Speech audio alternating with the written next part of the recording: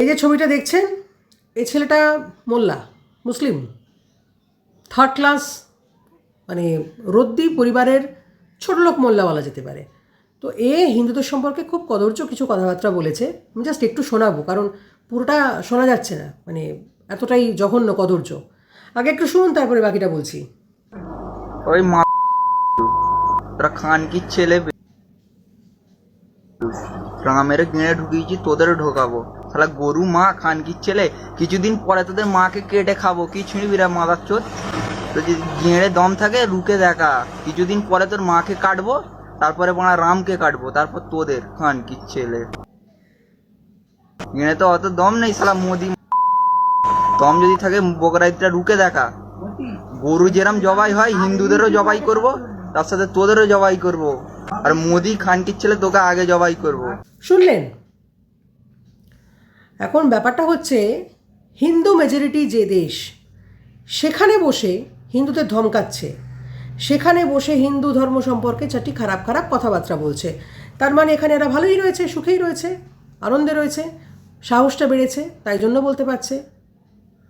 কোনো মুসলিম কান্ট্রিতে কোনো হিন্দু বলতেও যাবে না, আর যদিও বা বলে তাহলে তার রেজাল্ট অন্যরকম হবে। প্রথমত বলবে না, কারণ হিন্দুদের সংস্কার সেরকম নয়। মানে এরা তাহলে কী ধরনের বজ্জাত যে হিন্দুদের দেশে বসে তাদেরকে এই ধরনের কথাবার্তা বলছে। প্রাইম মিনিস্টার আমাদের দেশের, তার সম্পর্কে খারাপ কথা বলছে। বুঝতে পারছি বিজেপি আশায়, বিজেপি রুল করায় এদের খুব সমস্যা হচ্ছে, হওয়ারই কথা। এখন এ খুব ভাইরাল হয়েছে, একে লোকজন খুঁজছে, খোঁজারই কথা, খুঁজে ব্যবস্থা করবে। তবে এই ধরনের লোকজনের মানে বিষ ছড়ানো ছাড়া তো কোনো কাজ নেই। সুতরাং এর খাতিরদারিটা একটু অন্যরকম লেভেলে হওয়ার কথা।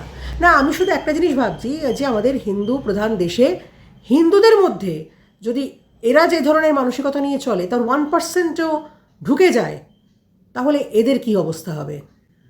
হিন্দু ধর্ম সহনশীল, সহানুভূতিশীল, এরকম এরকম তো চলতেই থাকছে না। কিন্তু ওই যে একটা জিনিস জানেন তো, নরম মাটিতে আঁচড়াতে খুব ভালো লাগে, কিন্তু মাটি যদি হঠাৎ করে শক্ত হয়ে যায় তখন কিন্তু নখ উপড়ে যায়। এদের যে অবস্থা হয়েছে সেদিন আর বেশি বাকি নেই। হ্যাঁ, এদের হচ্ছে সেই অবস্থা হওয়াই উচিত। দায়িত্ব নিয়ে কথাটা বলছি। না, প্রথম কথা হচ্ছে পপুলেশন এরা বাড়িয়ে তুলেছে, যেটা পুরো বেকার, কোনো দরকার নেই। কারণ পপুলেশন বাড়ছে, এই সমস্ত পাবলিক আমদানি হচ্ছে যেটা দেশের শত্রু, শত্রু বাড়ছে। ইউটিলিটি কি? হিন্দুরা ট্যাক্স দেবে হিউজ অ্যামাউন্টে, সেই ট্যাক্সের টাকা এদেরকে পোষা হবে, তারপরে এরা এই ধরনের কথাবার্তা বলবে? একদম জাস্ট, আর বললাম না, বুঝতে পেরে গেছেন। মানে এদের অন্ত ঘটিয়ে দেওয়া দরকার। মানে এই সমস্ত থার্ড ক্লাস পাবলিক যারা, তাদেরকে বার করে দেওয়া উচিত। আরও বলা ভালো, পাপ রাখতে নেই। হ্যাঁ, এত বড় সাহস!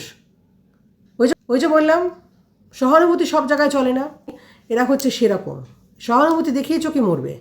সাপের সাথে কোনো সহানুভূতি চলে না, বিষদাঁত আগেই ভেঙে দিতে হয়, তা না হলে বিপদ। দেখা যাক, দেখা যাক, একে সবাই খুঁজছে, খুঁজে এর ব্যবস্থাটা করতে পারলেই বোঝা যাবে। কিন্তু হ্যাঁ, ভয় তো সত্যিই আউট হয়েছে, তবে না এদের মুখ খুলেছে। দেখা যাক এরা এগিয়ে কোন দিকে যেতে পারে। ভালো, মোরাল অফ দ্য স্টোরি খুব সিম্পল। ভালো যারা, তাদের কোনো সমস্যা নেই, কিন্তু থার্ড ক্লাস হলে কপালে দুঃখ আছে। No mercy. ভালো থাকুন।